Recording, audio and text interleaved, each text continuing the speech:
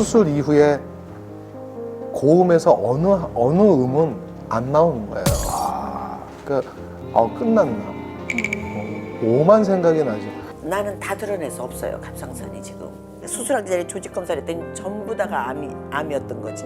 너무 눈물이 나는데 우는 소리가 안 나니까 또 힘든 거야. 근데 또 감정 조절이 안 되니까 눈물이 나고 막 나는 이제 어떻게 살지, 뭐 어떻게 살아야 되지 막 그러는데 돌아버리는 줄 알았어 진짜.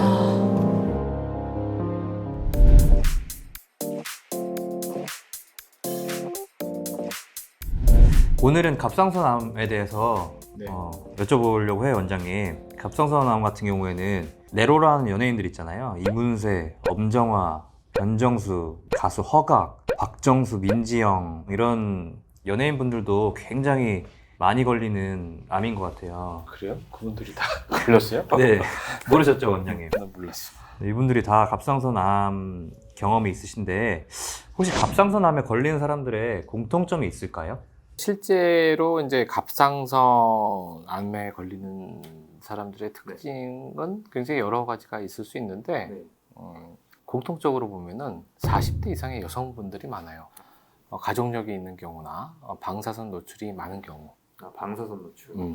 뭐 이런 것들이 이제 갑상선암의 특징이죠. 이게 비교적 조금 완치가 쉬운 암인가 봐요. 지금도 활동하는 연예인들도 있다 보니까 뭐 한간에는 착한 암이라는 이런 얘기도 있는데 착한 암이라고 표현한 거는 첫 번째, 우선 갑상선암은 그 진행이 좀 느려요. 다른 암에 비해서 진행이 느리고 전이가 잘 안 됩니다. 그렇기 때문에 빠른 발견, 조기 발견을 하면 치료가 잘 되죠. 생존율이 높다는 거죠. 네네. 아마 그래서 착한 암이다 이렇게 생각하지 않나. 모든 갑상선암이 착한 암은 아니에요. 그렇죠. 그런 경우가 있고 그렇지 않은 경우가 있으니까 주기적인 건강검진 굉장히 중요하죠.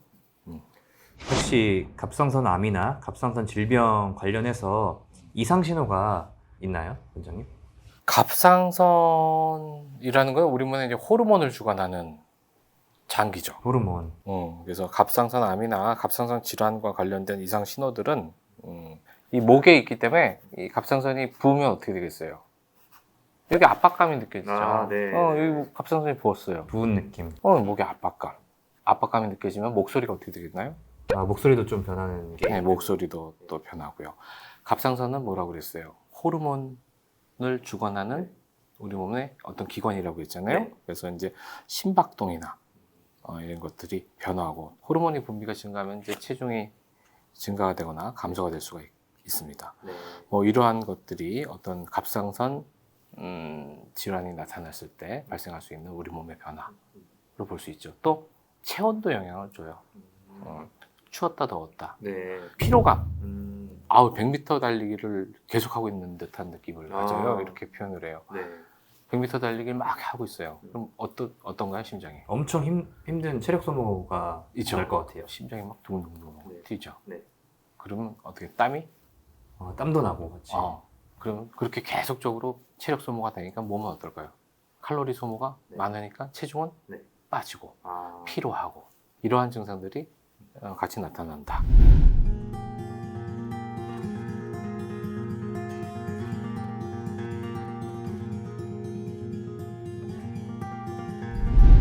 원장님, 저희가 그 갑상선 기능 항진증 이거를 인터넷에 막 찾아보니까요, 실제로 몸에 좀 열도 많고 눈까지 막 튀어나오는 그런 사진들이 있더라고요. 실제로 이런 경우가 많은지. 네, 갑상선 기능 항진증은 이제 갑상선 호르몬이 과도하게 분비돼서 나타나는 질환이잖아요. 네. 체온이 상승되면서 눈이 튀어나오는 게 많아요. 네. 근데 그런 사람이 있고 그렇지 않은 사람이 있어요. 실제로 미용 목적으로 안화 돌출이라고 해서 이제 안구가 많이 돌출이 돼갖고 네. 젊은 여성분이었는데 이미 뭐 금붕어눈처럼 많이 나와서 이게 미용상으로도 문제가 많이 돼서 그걸 치료하고 싶어하는 분들이 있었죠. 그럼 이 원인하고 증상이 있는지, 그리고 치료 방법은 뭘지 이게 정말 궁금하긴 하거든요. 가장 일반적인 원인은 자가 면역 질환이라고 아세요? 혹시? 자기 면역이 네. 갑상선을 공격하는 거예요. 음.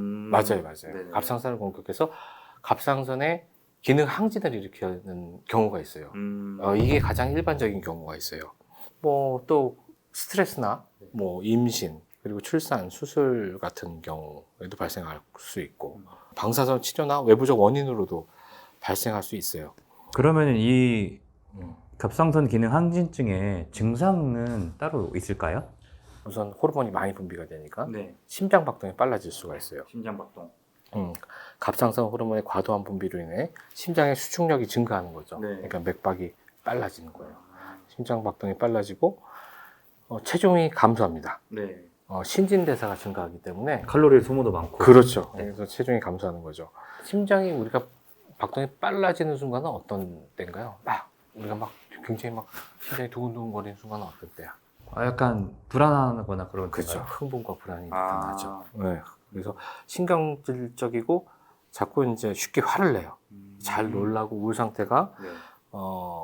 유지되는 다양한 어떤 정신 증상들이 나타날 수가 있어요. 그래서 갑상선 기능 항진증의 대부분의 환자가 처음에는 정신과 질환으로 정신과를 찾아오는 경우가 많아요. 뭐 우울증이나 아니면은 내가 좀 약간 문제가 있나? 네. 뭐 이런 식으로 해서 정신과 질환이 아닌가 해서 이렇게 오는 분들이 많아요. 그렇게 착각할 수도 있을 것 같아요. 네, 착각해서 오시는 분들이 네. 많아요.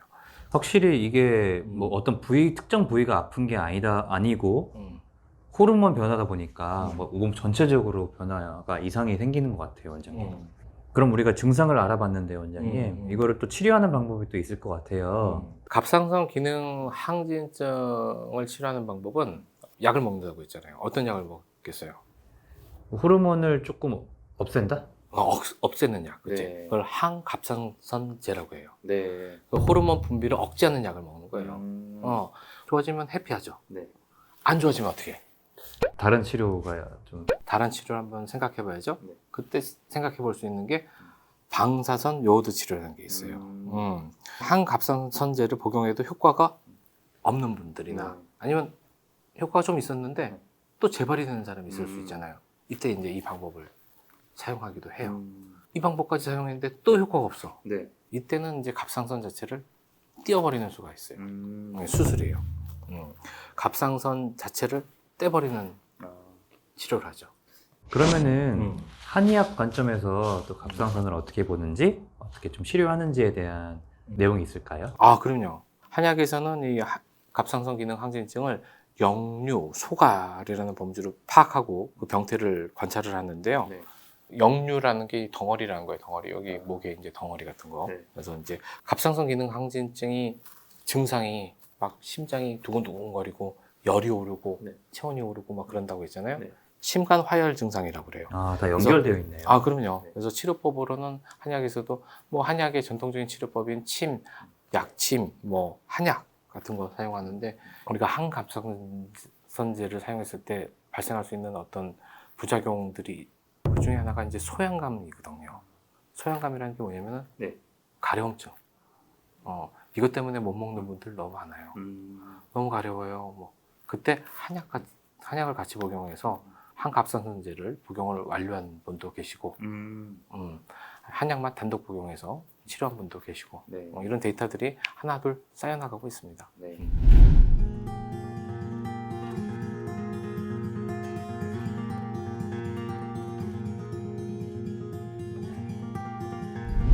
이 갑상선에 좋은 음식이 또 있잖아요, 원장님. 이거를 또 추천해 주신다면은 뭘 먹으면 좋아질 수 있을지 딱 하나 먹어라 추천해 주시는 게 있으실까요?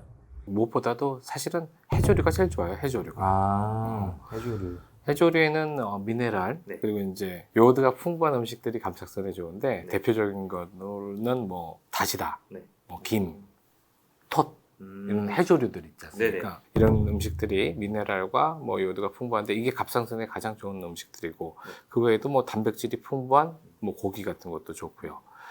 특히 이제 양고기나 돼지고기가 갑상선 기능 개선에 효과가 좋다고 알려져 있습니다.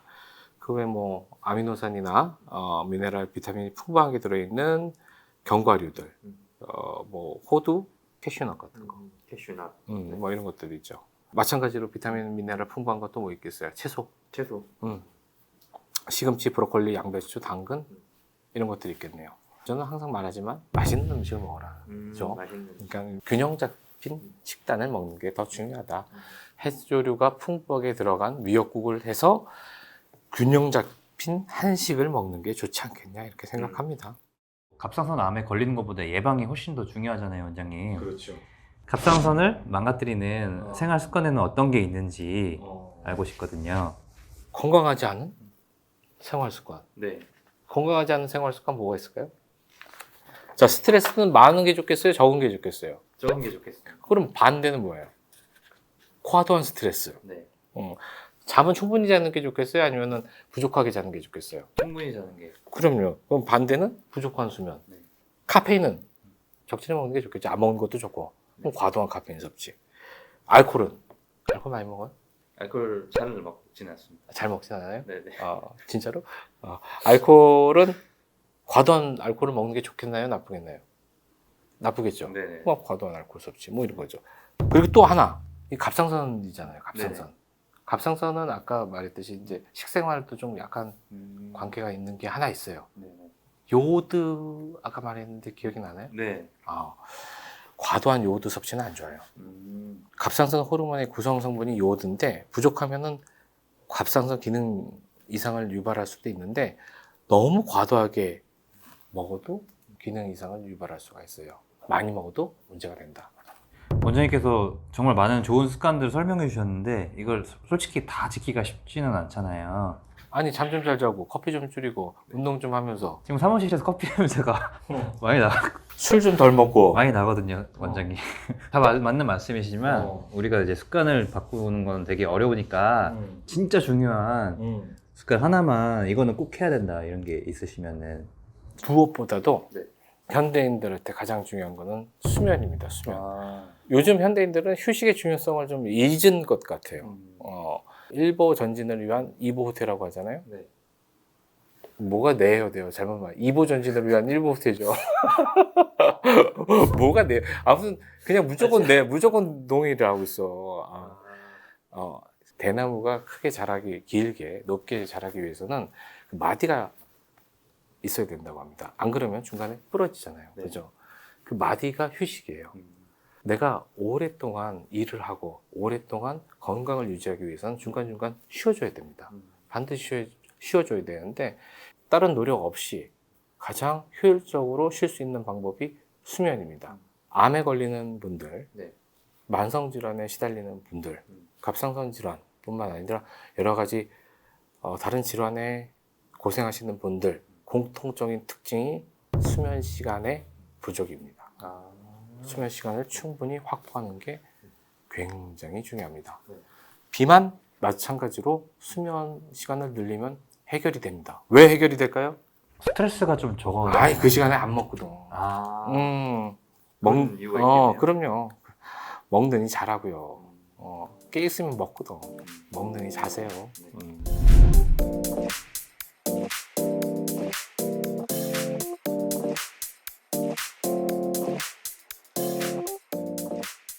딱 발표하는데 어맹란이가 유방암이 걸렸다는 거야. 그러니까 나는 웃음밖에 안 나와. 어머, 나도 유방암 걸릴 수가 있나? 이제 뭐 이렇게 나이도 많으면 안 걸린다는데. 유방암 진단을 받은 거죠. 저희 엄마가 저 12살 때 자궁암으로 돌아가셨어요. 근데 제가 그 판정을 받았을 때가 12살, 저희 딸이 12살이었거든요. 내가 이렇게 해서 여기서 끝나는 거 아니야? 애들도 그렇게 살면 안 되는데 막 이런 마음이 들더라고요.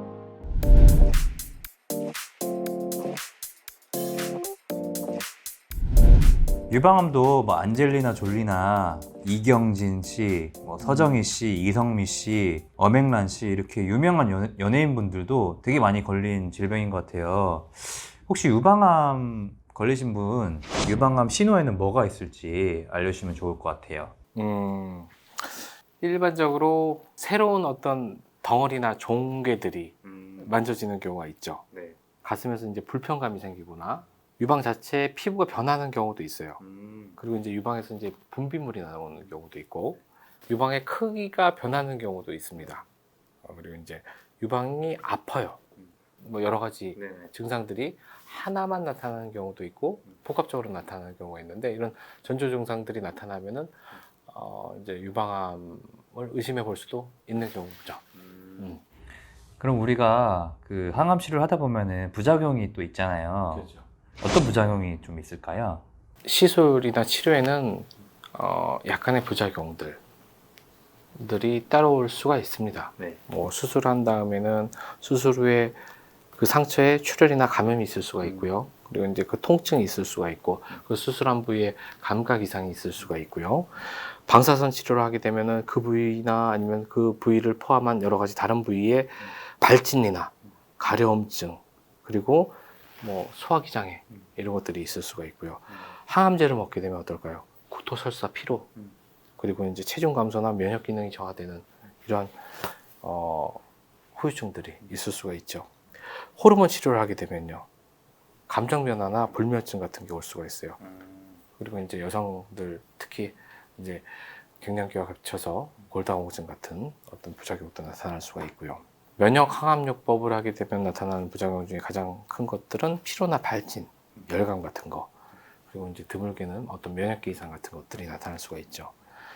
이러한 여러 가지 부작용들이 있는데 뭐 이러한 것들을 뭐 예방하거나 완화하기 위해서는 환자 개인의 상황에 맞는 치료 계획을 이제 전문 의료기관과 전문 주치의들이랑 같이 이제 계획을 세워야 되죠. 지속적인 모니터링과 어떤 계획을 세워서 뭐 식사 조절이나 뭐 피로 회복, 운동, 습관 그리고 이제 여러 가지 지지 면역요법 같은 걸 같이 사용해 줘야지 관리하고 유지하는 데 도움이 많이 됩니다. 항암제 독해요. 공통적으로 힘들어하시는 분들은 우선 구토, 발진 그리고 소화불량 이 팔 올리기도 힘들어요. 팔이 안 올라가죠. 당연히 이제 상처 부위 머리 막 간지러 죽겠는데 못 감아요. 이거 어떻게 해요? 누가 도움이 필요하겠네요. 도움이 필요하죠. 우리 병원에서는 이제 그 머리 감는 이제 그 프로그램도 있거든요. 머리 감겨주는 프로그램도 있고 이제 그런 것들 도움이 필요한 것들이 병원에서 다 해주는 거죠. 정서적 불편함이겠네요. 그리고 가장 큰 거는 항암 치료나 방사선 치료할 때 식사 못 하죠. 식사 구토, 구역, 냄새만 맡아도 그게 되게 심한가 봐요. 엄청 심하죠. 식사를 못 합니다. 이런 것들 실제로 이제 가족들 식사를 챙겨주면서 자신의 식사까지 먹는다? 힘들죠. 우선은 건강을 회복하기 위해서는 인풋과 아웃풋의 정상을 이루어야 되는데, 그러니까 인풋과 그러니까 들어가는 것과 섭취, 음식을 섭취하는 게 정상을 이루어야 되는데 우선 제대로 먹지를 못하게 되니까 몸에 건강을 유지하기 힘들잖아요. 그죠? 면역력을 유지하기 힘드니까 그거 자체가 힘들기 때문에 병원에서 그걸 도와줄 수가 있는 거지.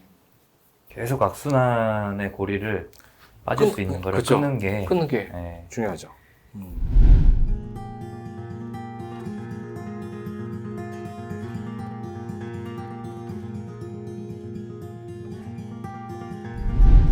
그럼 유방암 환자가 좀 자주 먹어야 되는 음식에는 어떤 게 있을까요? 회복을 위해서 영양가는 높고 그리고 이제 면역력을 높이기 위해서 항산화 물질들이 들어있는 그런 음식들을 먹는 게 좋겠죠. 첫 번째 가장 먼저 꼽을 수 있는 게 과일과 채소가 있겠네요. 항상 말하지만 뭐 브로콜리, 당근, 시금치, 아보카도 좋겠네요. 이거 항산화제잖아요. 거의 뭐 항산화제. 비타민이나 미네랄이 풍부한 뭐 과일 채소는 뭐 두말할 나위 없죠. 그리고 이제 고기와 어패류. 이거는 영양가가 풍부하잖아요. 견과류는 좋겠네요. 영양가도 풍부하고 그리고 무엇보다도 물, 수분 섭취를 충분히 하는 게 가장 중요합니다. 항상 강조하지만 충분한 수분 섭취 이게 굉장히 중요합니다. 그 유방암의 나쁜 음식, 절대 먹지 말아야 할 음식은 어떤 게 있는지 궁금합니다. 자, 지금 영양가 많은 음식이 뭐가 있어요? 고기 영양 많잖아요. 근데 빨간 고기를 먹어야 될까요? 말아야 될까요? 적당히 먹어야 돼. 왜 적당히 먹어야 된다고 했어요? 여기서 나오는 거예요. 지방과 콜레스테롤이 많은 음식들은 유방암 환자한테 별로 좋지가 않기 때문에 그래서 적당히 먹어야 돼요. 특히 어떤 음식 먹으면 안 되겠어요? 고기는 먹되 햄, 소세지 이 맛있죠? 네네. 먹으면 되겠어요, 안 되겠어요? 안 될 것 같아요, 왠지. 안 돼요. 가공육들은 다 안 좋은 거예요. 이왕이면은 신선육을 먹는 게 좋죠. 신선육 중에서 빨간 고기 먹되 어떻게든 적당히 먹어야 된다. 참 아이러니하죠. 영양가를 위해서 면역력, 그 유방암의 회복을 위해서, 몸의 건강 회복을 위해서 영양가 높은 음식을 먹긴 먹어야 되는데 지방과 콜레스테롤이 많으면 유방암 환자한테 안 좋으니까 네. 적당히 먹으란 말이야. 네네네. 참 거기서 아이러니한 충돌이 나는 거야. 네. 그리고 이제 맛있는 거, 당분이 많은 거, 네. 유방암 환자한테 참 좋겠어요. 당연히 안 좋을 네, 그렇죠. 빵, 과자 참 좋겠어요, 건강에. 안 좋을 것 같습니다. 안 좋을 것 같아요. 내 입맛에 맞고 정말 맛있는 음식들, 이것들이 다 건강에 안 좋은 음식들이죠. 카페인 같은 경우는 어떨까요? 카페인도 뭐 막 건강식은 아니잖아요. 그렇죠. 왠지 안 좋을 이거는 것 또 유방암 조직을 자극을 해요. 같아요. 아, 그래서 안 좋은 거지. 커피 좋아하시는 분 되게 많은데 그러니까 끊으셔야겠네요. 이런 부분들이 이제 유방암 환자들한테 안 좋죠. 그래서 충돌되는 부분들을 좀 약간 조절을 해야 되는 거. 그리고 너무 입맛에 맞는 음식들. 그런 것들은 좀 조심할 필요가 있는 거죠. 내가 이미, 그러니까 유방암에 걸리기 전에는 모르겠으나 이미 암에 걸렸다. 이때는 조심을 해야죠. 그럼 유방암 환자가 좀 지켜야 할 생활 습관이 따로 있을까요, 원장님? 항상 똑같은 말을 하잖아. 네. 아유, 너무 교과서적인 거죠. 그죠? 네. 과도한 스트레스는 피해라. 규칙적으로 운동해라. 네. 그리고 적절하게 먹어라. 네. 그리고 충분히 자라. 네. 그리고 금연금주. 그거 좋다. 음. 근데 약간 특이점이 있어요. 이제 유방암 환자 같은 경우에 약간 특이점이 있는 게 네. 여성성을 강조하는 어떤 질환이란 말이에요. 네. 유방암 수술한 분들은 여성성을 잃었다고 우울감에 빠지는 분들이 꽤 많아요. 아, 그리고 수술 후에 굉장히 많이 힘들어해요. 네. 그래서 이런 부분들에서 어떤 심리적 치료를 같이 병행하는 게 굉장히 중요합니다. 아, 몸을 움직이는 생활 습관을 많이 하시는 게 좋아요. 네. 우선은 초기에는 심리상담을 같이 받는 거를 추천드립니다. 항상.